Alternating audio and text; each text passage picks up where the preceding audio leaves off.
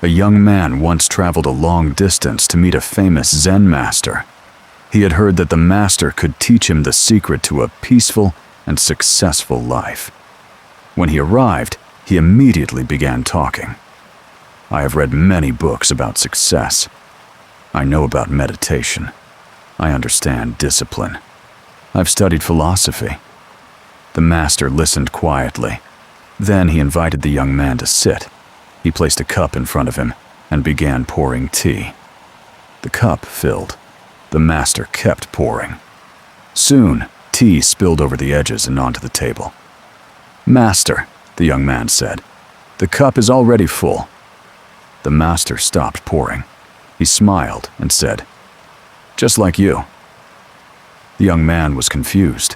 The master continued, "You came here wanting to learn, but your mind is already full. Full of what you think you know. Full of your opinions. Full of your plans. Full of the person you believe you must become."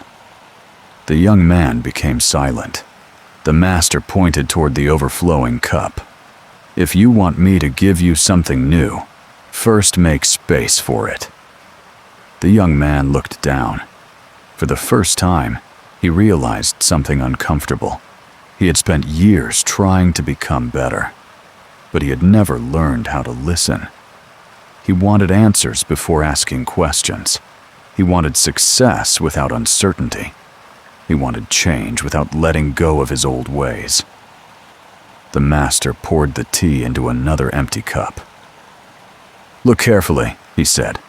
"A cup is useful, not because of what it already contains, but because of the space inside it." The young man finally understood. Sometimes, the reason we cannot move forward isn't because we lack knowledge. It's because we're holding on to too much, too many old beliefs, too many expectations, too many comparisons, too many versions of ourselves that we have already outgrown. The master smiled. "Empty yourself. Not of wisdom, but of the things that prevent wisdom from entering."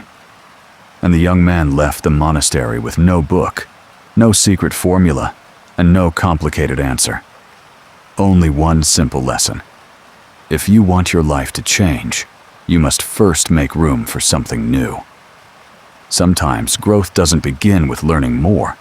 It begins with letting go.